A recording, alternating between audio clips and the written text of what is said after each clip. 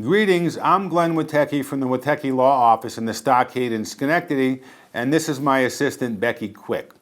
Becky has volunteered to sit in today, kind of in the role of your healthcare proxy. This segment is on living wills and healthcare proxies. Your proxy named in your healthcare proxy document can make your healthcare decisions for you, but they can do so only if you can no longer make them for yourself. And that's a fundamental difference between powers of attorney, where when you name a financial power of attorney, that person has parallel authority to you, even if you're competent, whereas your healthcare proxy can only make healthcare decisions for you if you can no longer make them for yourself. I encourage you to watch the video on this site about powers of attorney, and then a second video I did kind of comparing and contrasting living wills, healthcare proxies, and powers of attorney to point out similarities and differences between and among the documents. So a living will and healthcare proxy is a combination of two documents. The living will sets forth your express wishes about how much healthcare you do or don't want under certain circumstances.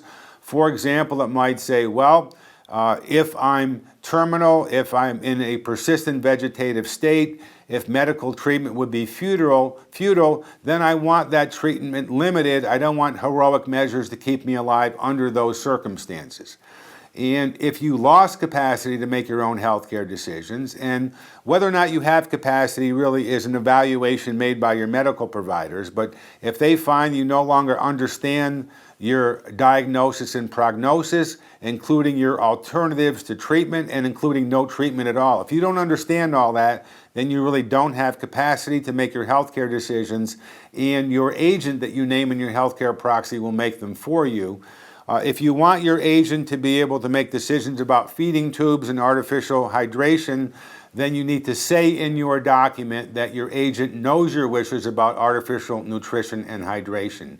If you do not have a healthcare proxy document, then there's a statute, a law in New York called the Family Healthcare Decisions Act, that sets forth a prioritized list of individuals who can make your healthcare decisions for you, even if you don't have a proxy.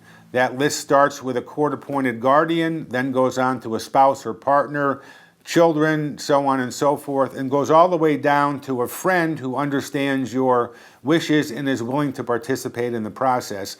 But it's certainly always better for you to make your decision about what you want or who you want for your agent and the decisions you want them to make on your behalf.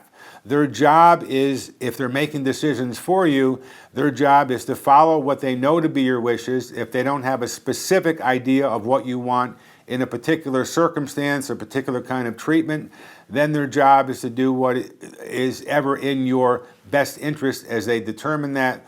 Even if they have conflicting thoughts and feelings between what they know you want and their own personal beliefs and desires, they are supposed to ignore and put aside their own preferences and follow what they know to be in your best interest, which means to follow your choices. Thank you.